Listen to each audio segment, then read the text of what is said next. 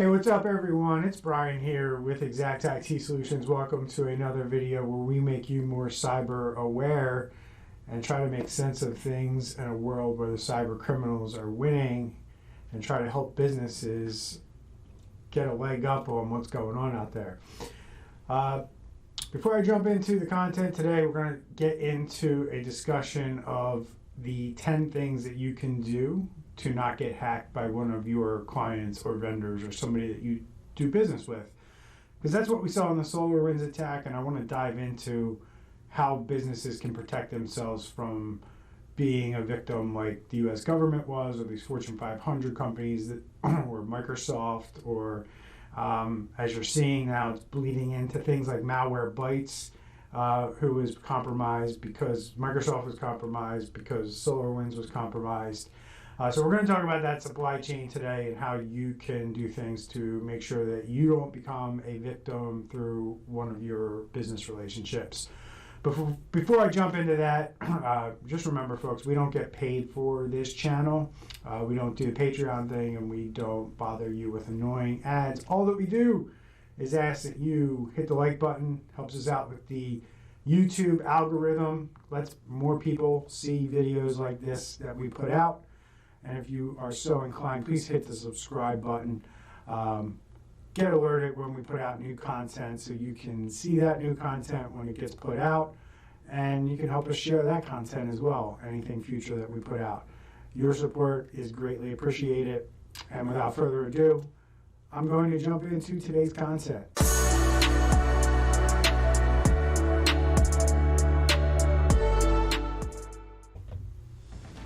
All right, everyone.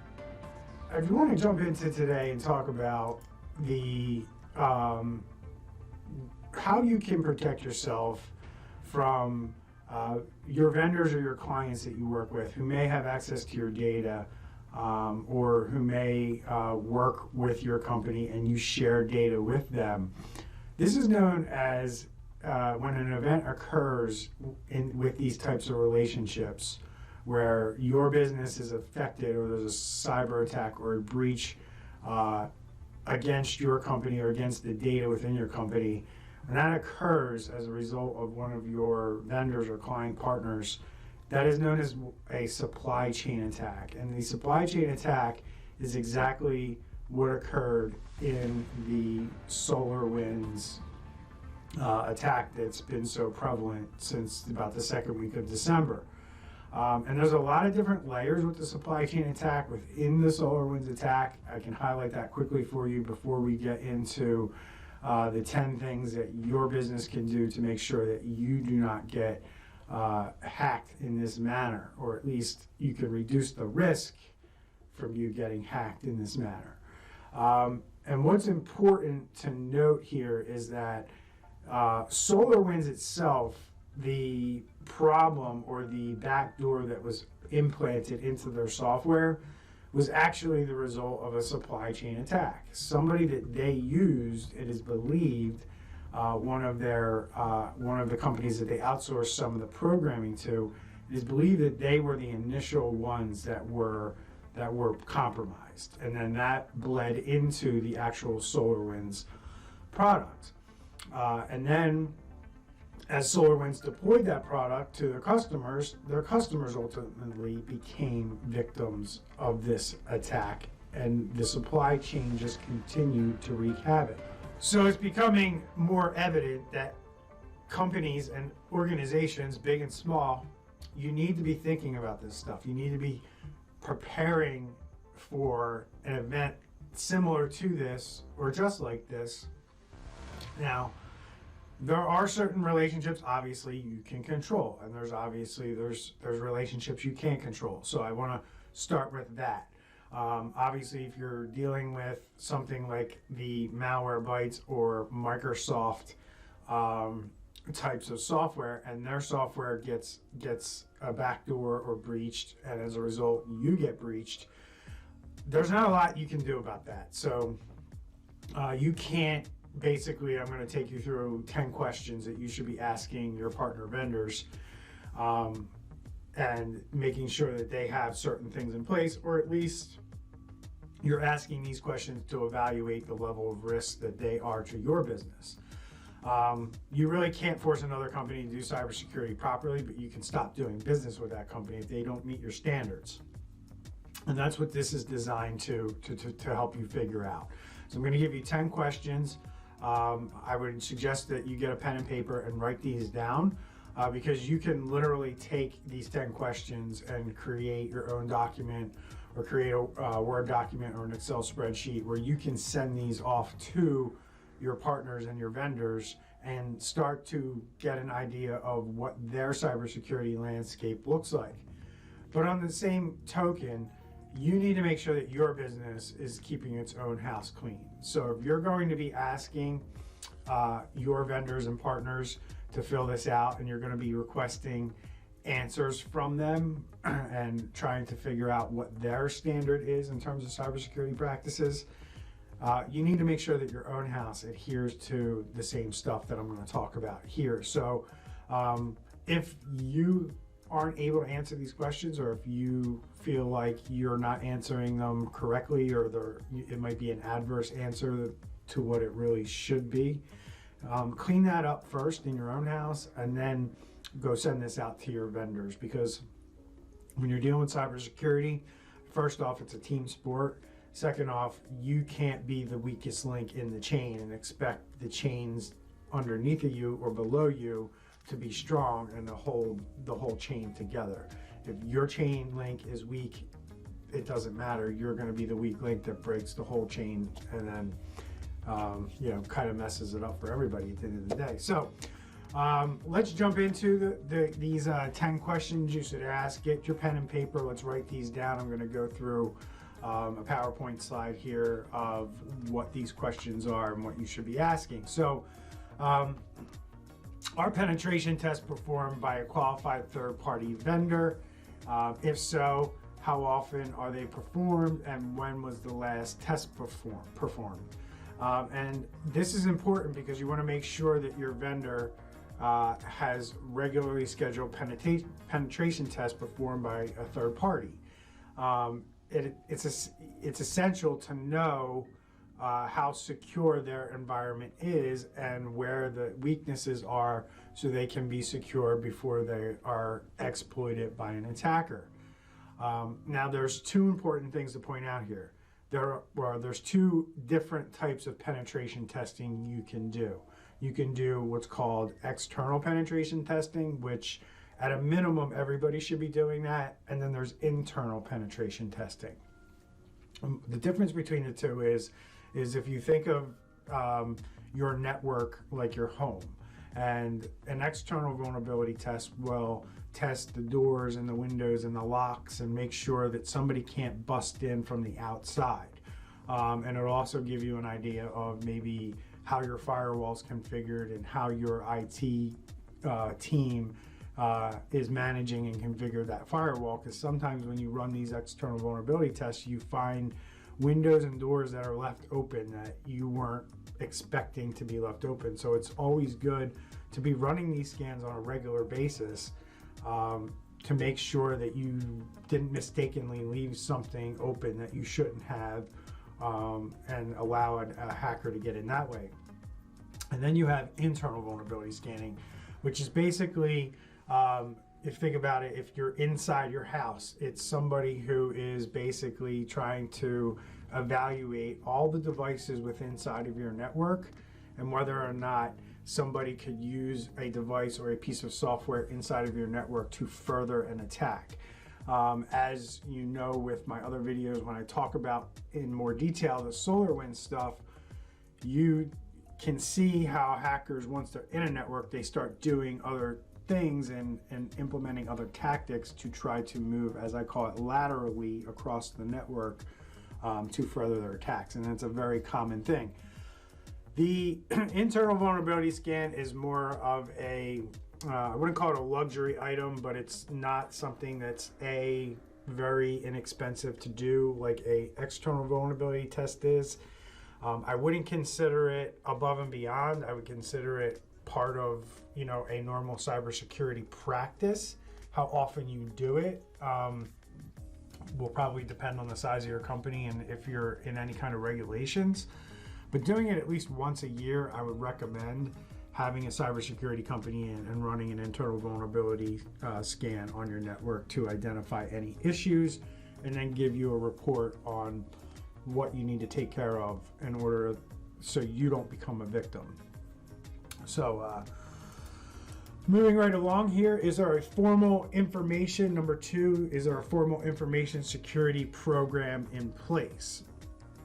So what you want to see here and what you want to ask for is a security program that they're following, whether it's ISO, NIST, there's a ton of other ones out there, but find out if they're even aware of what these frameworks or programs are and find out what they're following. There should be documentation around this. If they don't have documentation around this, you can chalk that up as them not really having a formal program in place. And through this presentation, I'm going to mention formal a lot. Informal just means written. Like they can go somewhere and produce a document that says, here's what we do for cybersecurity or for disaster recovery or whatever we're asking for. They should be able to produce a physical, concrete piece of evidence that they can give to you or an auditor or somebody who's asking for it.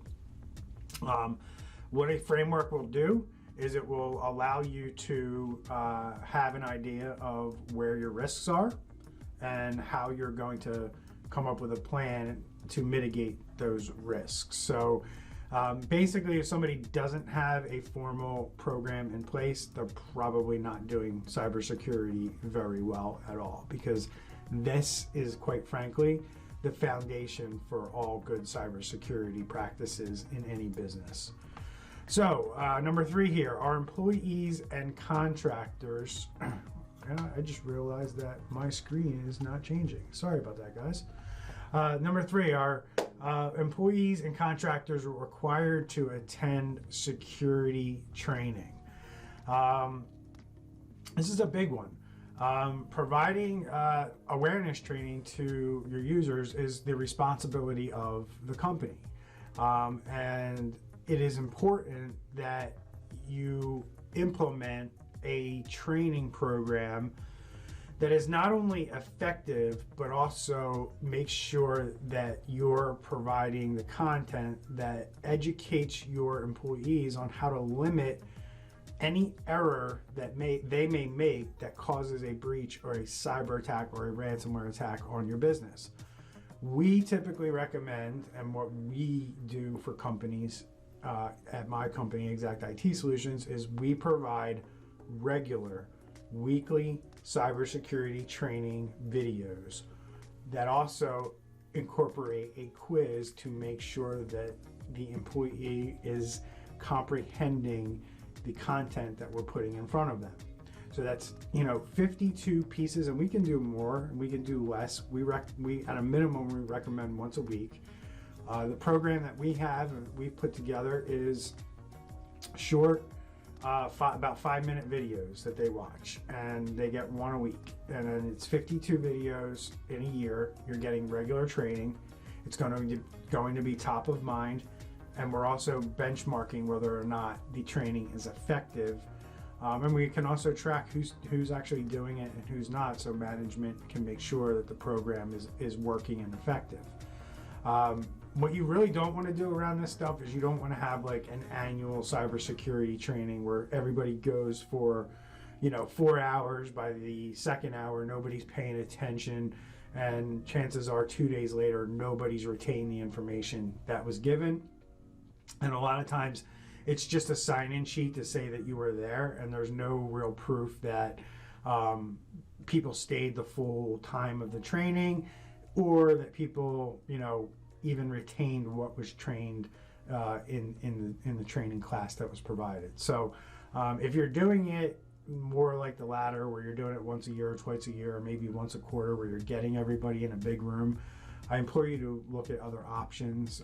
You can call our office and find out what we have to offer around that, but there are better ways to do it, more efficient ways to deliver it. And it's really important that you have that in place and make sure that your vendors have that in place, because that's the point of this discussion today, is to make sure that your vendors are the ones that have this program. But again, make sure your own house is in order before you go along and ask your vendors for those types of vendors and partners for those types of requirements in their program. So number 4, what due diligence is performed on contractors and vendors prior to and post contract?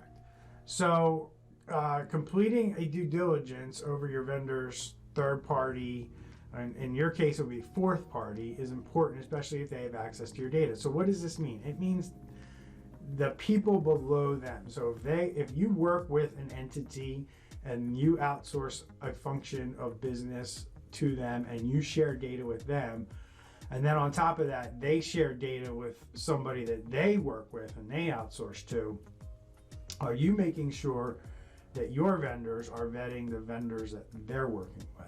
And that's what you need to make sure, because it can happen. You can be hacked by that kind of like second level connection, or your data that you've passed on to somebody can be compromised by that second level connection that you really have no relationship with, but the person you do have the relationship with has a relationship with that entity. And what is your vendor or your client doing to make sure that those areas of their business are protected, meaning the relationships that they have with their vendors and their partners. So making sure that they are vetting their partners just like you are is very, very important. So number 5, does your vendor have a written technical prevention measures in place? So utilizing various tools such as like firewalls, endpoint protection, IDS, IPS, which is intrusion detection, intrusion prevention, will help secure not only your network but their network. So making sure that they have a legitimate firewall in place, making sure that they have things, and simply just ask them, like, what do you have in place? Do you have a firewall? A lot of people don't have firewalls. They're still using like the Comcast and Verizon modems as their quote unquote firewalls. They're not good enough to track, hackers getting into your network. There's a little bit of a prevention measure on there, and I know Comcast is selling their internet services with cybersecurity built into the firewall. Not good enough. I know they want to sell you everything under the sun when you buy cable. Their stuff is not good enough. That's not what we're talking about here.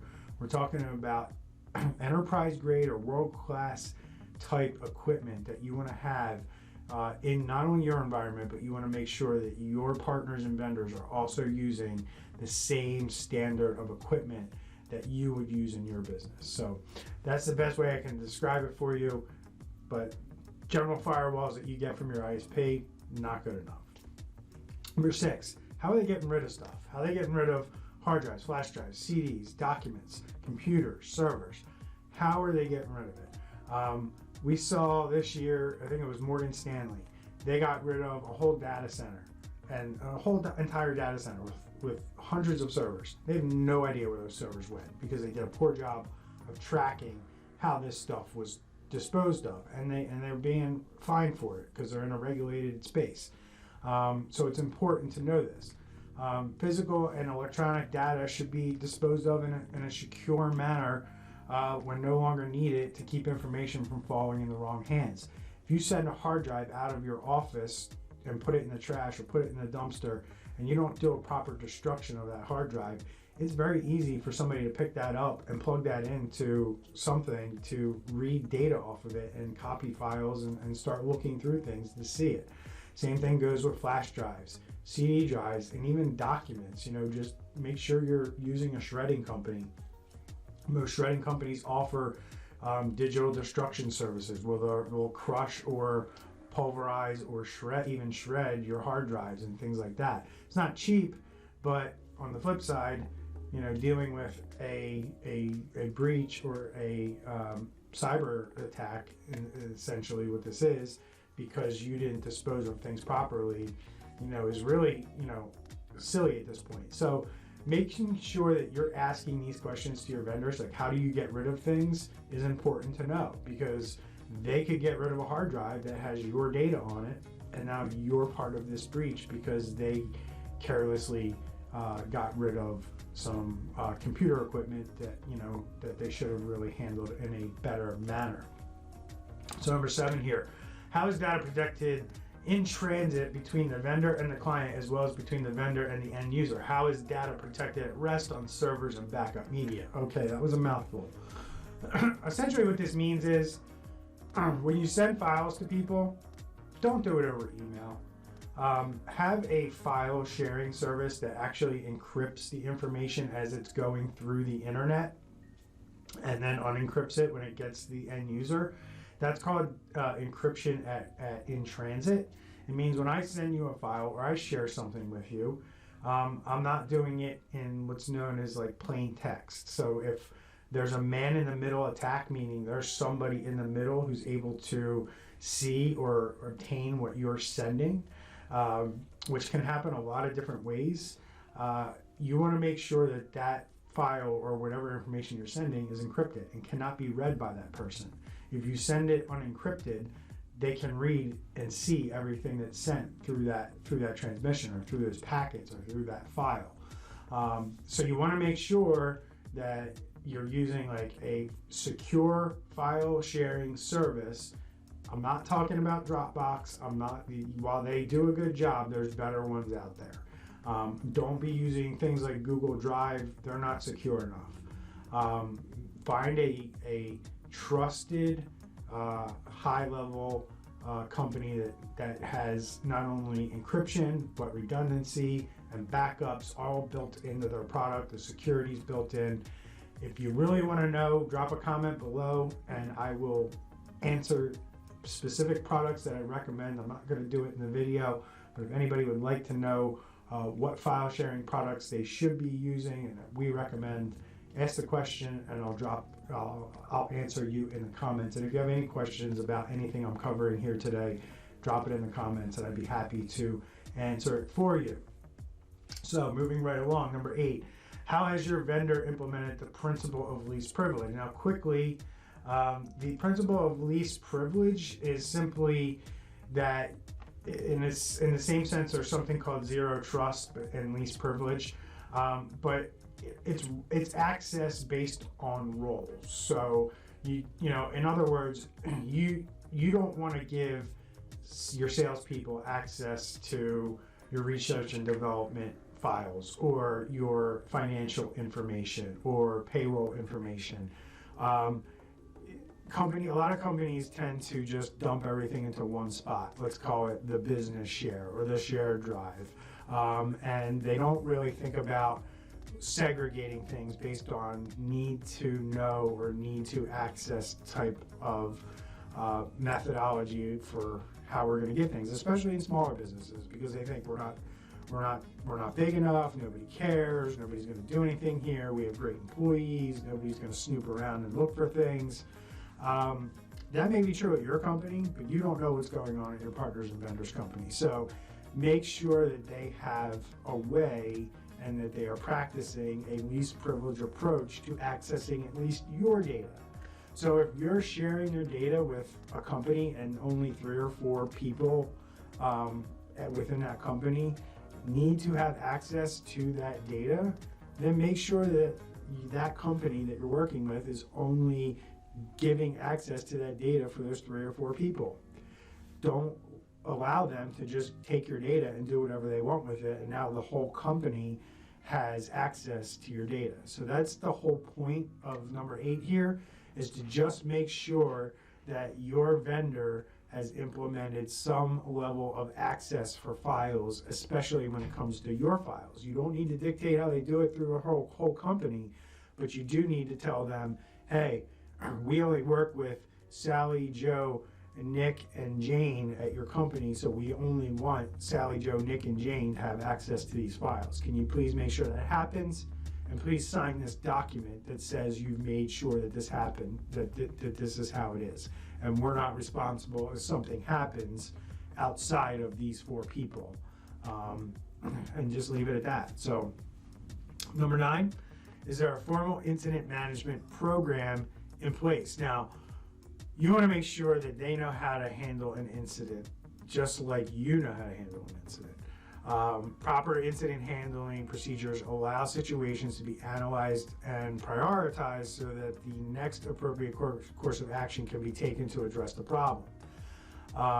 Breach notifications are a big component of incident management and is now included with many regulations, including if your vendor gets breached and you needing to be made aware of that. So when you set up a relationship with a vendor, you need to have language either in your contract or separately from your contract that they sign and you have on file that says that if they are ever breached and have an incident, that they must let you know.